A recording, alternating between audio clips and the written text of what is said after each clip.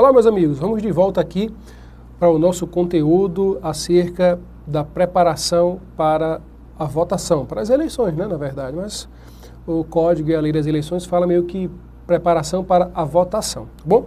Então, a escolha dos integrantes da mesa, nós já falamos, na preferência legal para que as pessoas sejam escolhidas, e você sabe que, também já falamos na aula passada, que é obrigatório o comparecimento se você chegar a ser nomeado. Agora, é possível que você se recuse da nomeação, e em tese, você só pode recusar se há algum tipo de impedimento.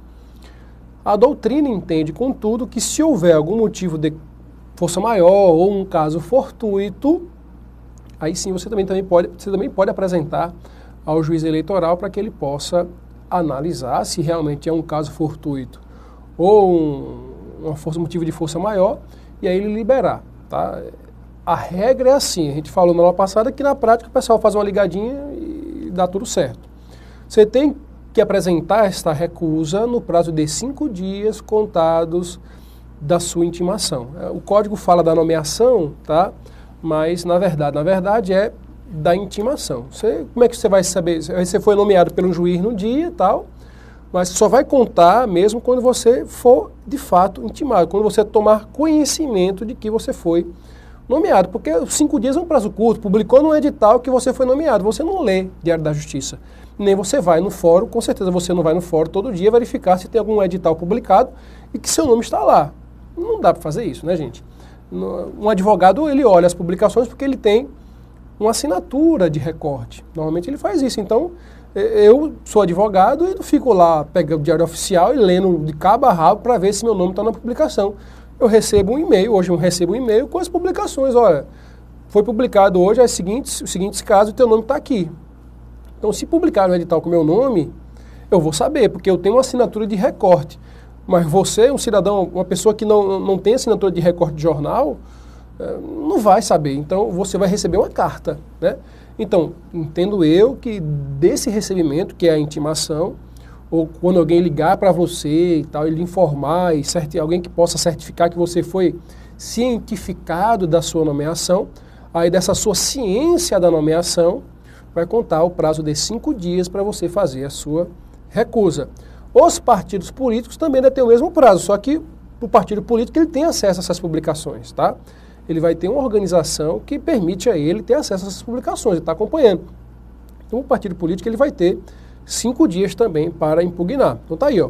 O recusa do eleitor 5 dias contra a intimação e o partido 5 dias a contar da publicação. Lembra que a publicação no Diário da Justiça Eletrônica ou no ato do fórum, o partido político tem condição de saber quando ocorre essa publicação, e aí ele vai ser cientificado por essa publicação e vai poder apresentar também uma impugnação àquela nomeação do mesário, ou enfim, do secretário, do suplente, enfim. Então, da composição da mesa. Então, o partido político tem condição de apresentar uma impugnação à composição da mesa receptora de votos. Também vai falar no artigo 63 da Lei das Eleições que esses 5 dias podem contar também da divulgação do registro de candidato. Por que isso, professor? Entenda bem. Um dos impedidos a compor a mesa receptora de votos é exatamente o candidato e seus parentes até o 2º grau. Vejam, se porventura a lista contendo o nome dos candidatos for divulgada depois dessa lista que contém o nome das pessoas nomeadas para ser mesário, o partido às vezes fica sem saber que aquele mesário tem impedimento. Então é por isso que se a publicação da lista do registro de candidatura for posterior à lista de publicação da nomeação dos mesários, que eu posso contar o prazo para o partido político de 5 dias, porque só a partir dali ele tomou conhecimento, a publicação da lista do registro de candidatura, só a partir daquela publicação foi que ele tomou conhecimento que aquele candidato foi nomeado mesário, ou que seus parentes até o 2º grau foram nomeados mesário, tá? Então, é por isso que consta isso no artigo 63 da nossa Lei das Eleições, tá bom? A decisão do juiz tem que ser, em tese, proferida no prazo de 48 horas e a recurso dessa decisão, por óbvio, recurso inominado eleitoral, 3 dias, e o TRE tem que, em tese, decidir em 3 dias. Como essa matéria é estritamente administrativa, não sei se é bem estritamente administrativa, mas, em geral, não vai ser possível recurso para o TSE dessa matéria. Enfim, eu acho até que cabe, tá? Se houver alguma violação da lei federal ou uma violação à Constituição, que vai caber recurso especial. Mas o TSE pode entender que não. Eu nunca vi um recurso chegar ao TSE sobre essa matéria, tá? Normalmente não é admitido um recurso dessa circunstância. Vamos para frente. Uma observaçãozinha importante. Se o partido não impugnar, naquele prazozinho de 5 dias, ele fica impedido de discutir, de querer alegar a nulidade daquela sessão por falha na composição da mesa receptora. Então está aí o que diz o artigo 121, parágrafo 3º do Código Eleitoral. O partido político ou coligação, que é a mesma coisa, né, para fins eleitorais, que não impugnar a composição da mesa, não poderá arguir, sob esse fundamento, a nulidade da sessão. Sei lá, o parente em segundo grau de um candidato está lá compondo a mesa. O partido não impugnou. A eleição vai correr, aquele cara vai ser mesário e ele não vai poder fazer nada. Eu acho errado isso, tá? Porque nem sempre a pessoa tem ciência, às vezes num prazo tão curto, de todos os parentes do candidato. Só se tiver um sobrenome muito parecido. Mas sei lá, imagina a seguinte situação. Imagina que eu sou candidato. Aí minha irmã tem um filho. Não tenho nem irmã, mas é só o nosso exemplo, tá? Então, imagina que eu sou o candidato. Minha irmã tem um filho. E imagina que o filho recebe o mesmo nome do pai. Então, o sobrenome daquele filho, que é o mesmo do pai, às vezes não vai ter nada do meu sobrenome, entendeu? Então, quando é um parentesco próximo e que tem um sobrenome quase igual, fica fácil até detectar. Mas numa situação como essa é mais difícil. A não ser que seja uma pessoa muito pública, que todo mundo conhece seus parentes e tal, mas senão fica muito difícil de descobrir, tá? Então, enfim, eu não concordo muito com essa disposição do Código Eleitoral. Eu acho a imoralidade, uma pessoa que está impedida de integrar a mesa receptora de votos, que ela integre, tá? Então, é algo que a se pensar. Um juiz impedido.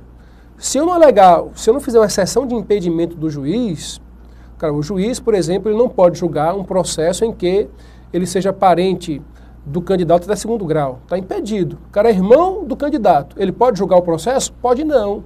Ele é impedido. Muito bem. Se eu não alegar uma exceção de impedimento desse juiz e ele vier dar uma sentença, ou, enfim, houver um acórdão depois da sentença, confirmando a sentença dele, até no TSE não vai dar, porque é instância especial, mas até no TRE, se eu não tiver feito nada na primeira instância, eu posso alegar o impedimento do juiz e pedir a nulidade da decisão, entendeu? Então, por mais que eu não tenha feito uma sessão de impedimento, uma impugnação àquele juiz, em um momento posterior, se a nulidade, que aqui é caso de nulidade, se a pessoa é impedida de compor uma mesa, se é impedida de ser juiz daquele caso, a nulidade processual. E, portanto, se é uma nulidade, você que está iniciando um curso de direito sabe que uma nulidade, ela simplesmente não tem menor validade, entendeu? É ex tunc os efeitos, retroagem para apagar tudo que foi feito. Mas, enfim, né? Estamos aqui para estudar para concurso e não para discutir os problemas legais. Então, a lei, artigo 121, parágrafo 3º do seu Código Eleitoral, estabelece que se o partido não impugnar a composição da mesa, naquele prazozinho pífio de 5 dias, que ele não poderá alegar no futuro a nulidade da mesa receptora daquela sessão, portanto. Beleza? Vamos para frente. As instruções aos mesários, você com certeza, se você foi mesário, ótimo. Se você não foi ainda, tente ser mesário, tá? Porque você vai receber um cursozinho, vai receber um manual, só o filé, o manual, entendeu? Com muitas explicações importantes, que é um resumozinho do que acontece nas eleições, das funções dos mesários, enfim. Então é muito legal esse manual organizado pela Justiça Eleitoral, então vale a pena você se tornar mesário para conhecer um pouco mais de dentro a realidade das eleições, tá? E aí, claro que se cair alguma questão sobre esse assunto, você não vai perder de jeito nenhum. Então perceba o seguinte, quem faz o treinamento de mesário é o juiz, eu nunca vi juiz fazendo, mas enfim, é o juiz ou quem ele vem a indicar. Normalmente os servidores, você que vai ser servidor da Justiça Eleitoral, você pode ser o instrutor dos mesários, tá? Normalmente são os servidores que fazem o curso para os mesários, tá? Então aqui, ó, instruções do mesário, o juiz eleitoral ou quem ele vier a designar. Se você faltar, lembrando só o seguinte, se você vai para o treinamento é como se fosse serviço para a Justiça Eleitoral, viu? E o treinamento de mesário já lhe dá o direito de folga, tá bom? Então, vai para o treinamento, você vai ter direito de folga, tá bom? Filé? Tranquilo? Então vale a pena ir para o treinamento, se você é servidor público principalmente, né? Você vai conseguir alegar ali que compareceu à Justiça Eleitoral para atender uma convocação obrigatória e aí você vai ganhar uma folga por isso, tá bom? Não tem problema nenhum. Vamos lá, ó. Se você faltar, contudo, ao treinamento, isso é crime de desobediência eleitoral.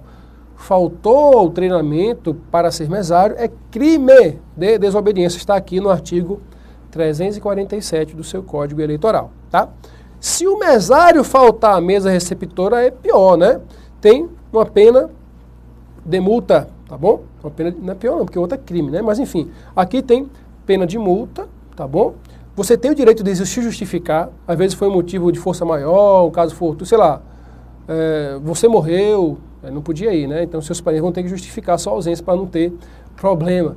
Mas seu filho morreu, sua mãe morreu, sei lá, seu irmão, ou você sofreu um acidente, enfim, há vários motivos possíveis.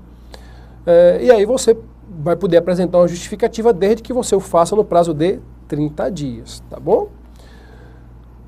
Essa multa está muito defasada lá pela Justiça Eleitoral, eu não tenho um valor preciso hoje, mas é uma multa baixinha também, não é uma multa alta não, tá bom? Mas o valor lá e o FII, não sei o quê, então, não é nem o FII, é outra unidade, salvo engano, é outra unidade. Então eu não tenho hoje o dado exato de quanto é a multa, mas essa não é uma multa pesada. Agora, para quem é servidor público, tá? A multa, se você ganha bem como servidor público, normalmente ganha razoavelmente bem, né? Se você for servidor público, você pode ter uma suspensão de até 15 dias, tá?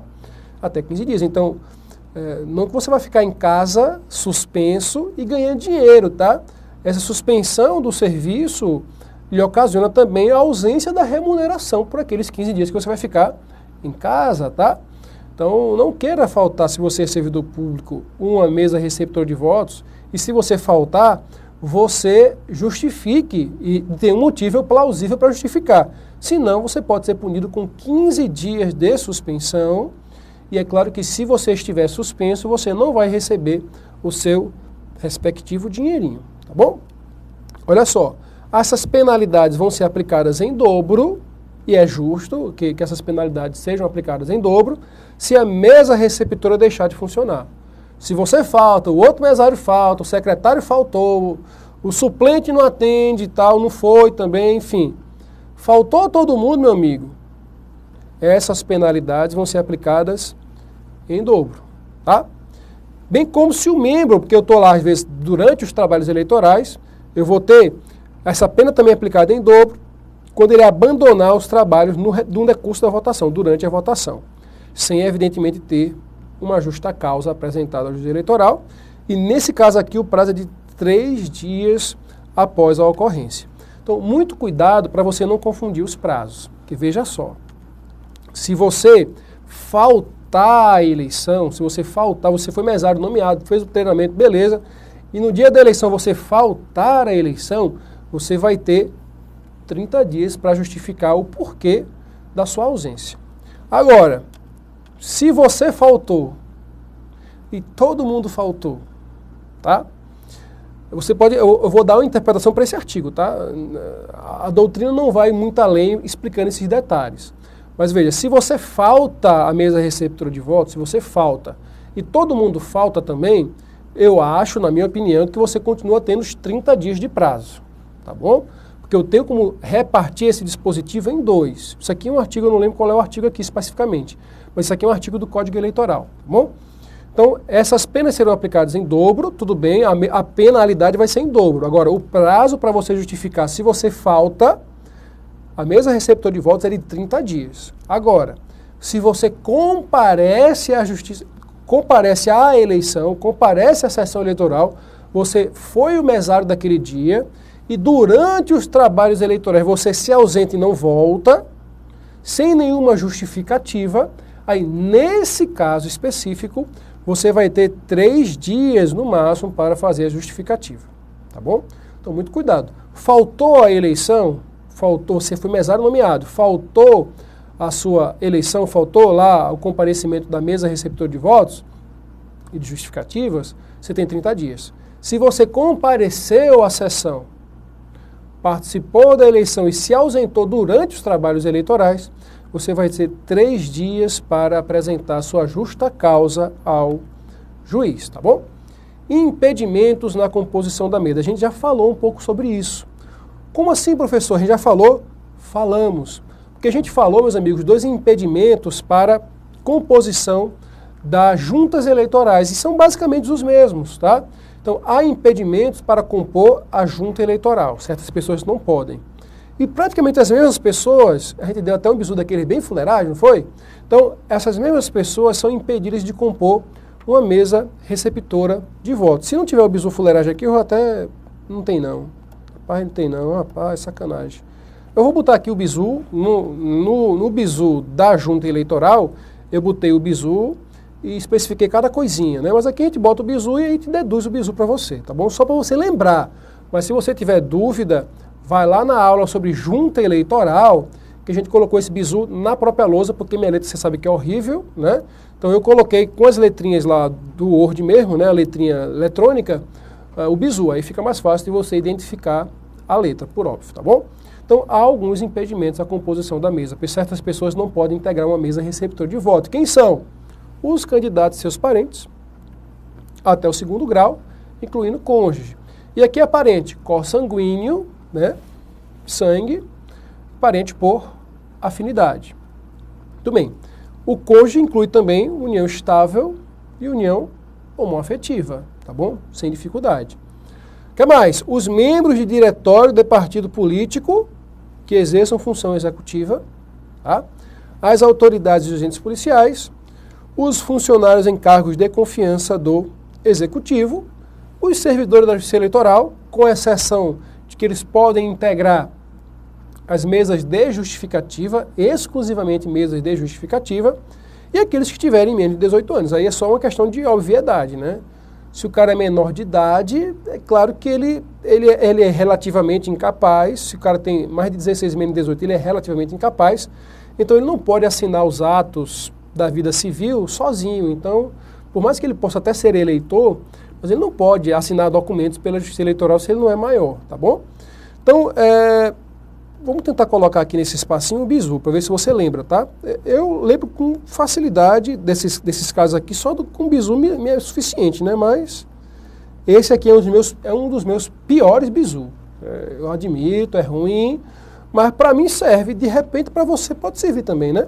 CCE é 2 pau. CCE você lembra da televisão, né? Comecei comprando errado, então pronto. CCE é 2 pau. Serve ele por partido e candidato.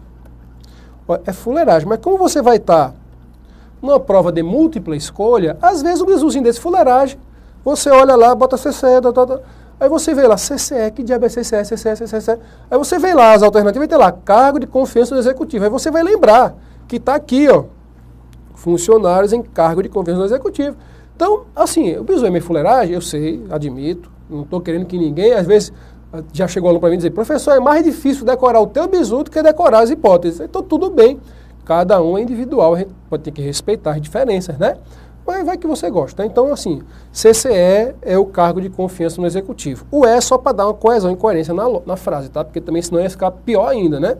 Então, o 2P é parentes em 2º grau, aí você vai ter que lembrar que são os parentes até 2º grau do candidato, não é? O AU de autoridades, serve ele de servidor da Justiça Eleitoral, salvo para mesa de justificativa, né? Policial é dos agentes policiais, e aí pode ser policial civil, policial militar, tá bom?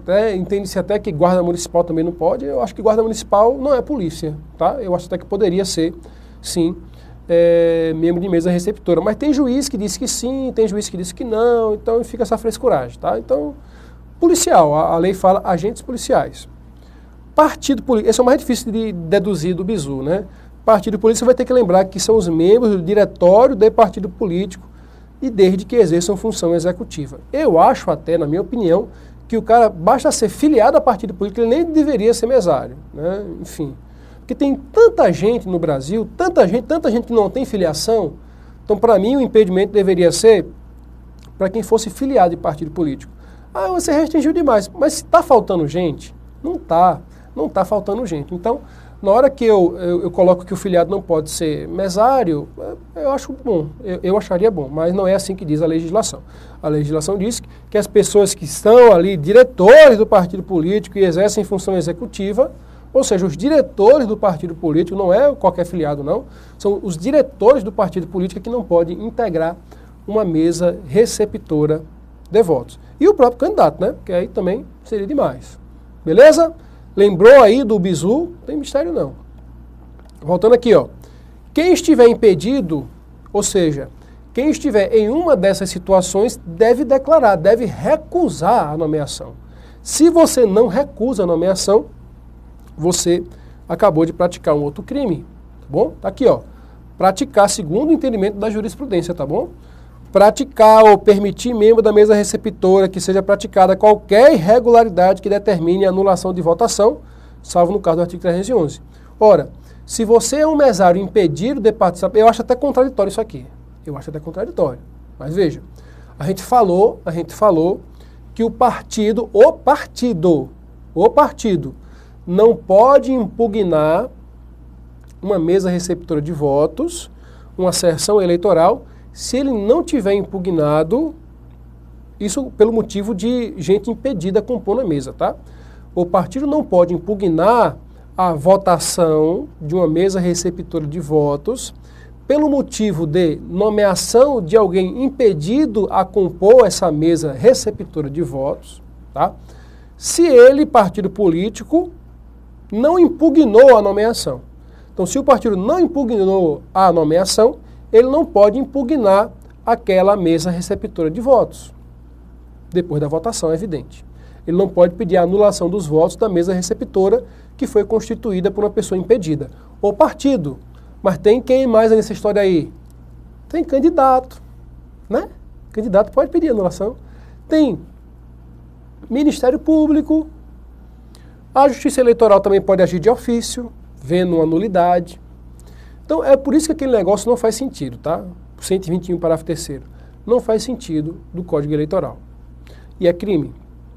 Se você foi um membro da mesa receptora de votos e não poderia ser, você praticou um crime porque esse fato pode causar a anulação da votação daquela sessão eleitoral. Veja, não necessariamente vai ser declarada nulidade da sessão, mas se você praticou um ato em que possa aquele ato servir para a declaração da nulidade da votação, você praticou o crime do artigo 310. Então, se você foi nomeado e era impedido, você tem que avisar. Se você não avisa, segundo entende a jurisprudência, você vai praticar o crime previsto no artigo 310 do seu Código Eleitoral. Outros impedimentos aqui não está no nosso bizu, a gente chegou a falar isso também para a junta, tá? Esse é um impedimento específico para a mesa receptora. Não vale, você não pode ser membro de mesa receptora em conjunto com seus parentes, e aí em qualquer grau. Tem que ter cuidado com isso, né? Em qualquer grau, gente, é até o 4º grau, né? Porque não existe esse negócio de primo segundo, primo terceiro. Ah, meu primo. Não é primo, às vezes. Primo é só o primo legítimo. O pessoal chama de primo legítimo, né? Meu primo, meu primo. Primo, aqui pelo menos no Nordeste, a gente chama de primo legítimo. Quem é esse aí? É teu primo? É meu primo. Mas é primo legítimo? É primo legítimo. Então, o primo legítimo é aquele primo, que a gente também chama pessoas de primo, às vezes, como é muito amigo, né? A gente chama de primo também, enfim. Mas o primo legítimo é seu parente de 4º grau, seu parente mais distante. Depois do seu primo legítimo, por exemplo, o filho do seu primo não é seu primo, tá bom? Primo é primo, não tem primo em 2º grau, primo de 3º grau. Não existe, isso é uma invenção das pessoas, tá? Não são seus parentes. Seu parentesco, o parentesco civil, previsto no Código Civil, se encerra no 4º grau, colateral, tá bom?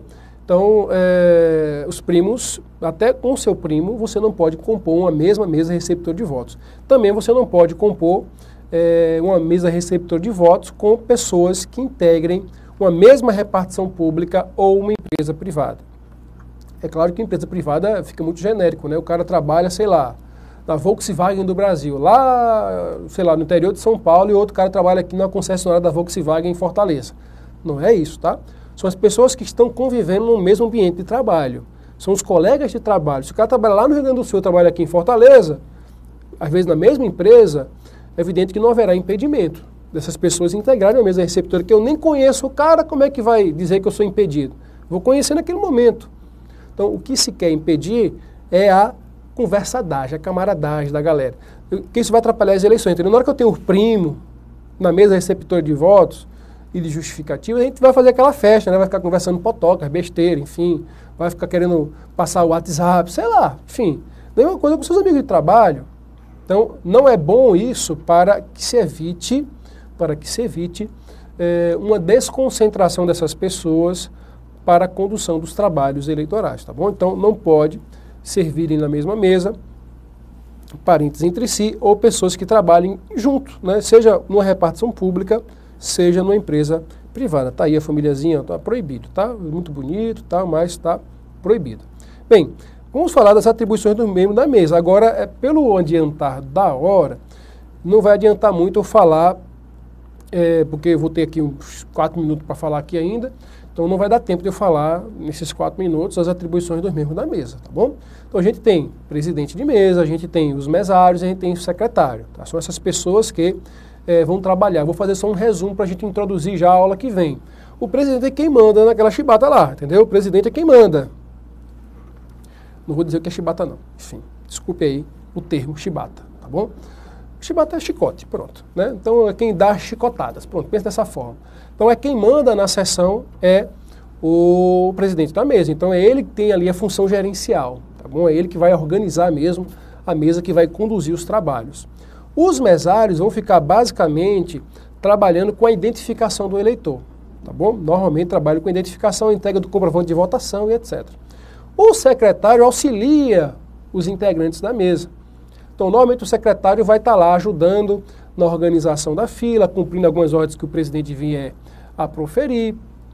Pode, com autorização do presidente, enfim, com o auxílio dele, entregar as senhas para as pessoas que chegaram até as 5 horas chegarem a votar, né, recolher os documentos das pessoas, enfim. Então, há toda uma organização de funções para o presidente, para os mesários e para o secretário, de modo que tudo se funcione, tudo se organize muito bem, tudo seja conduzido da melhor maneira possível durante os trabalhos eleitorais. Toda a logística da coisa é muito bem pensada e organizada, gente.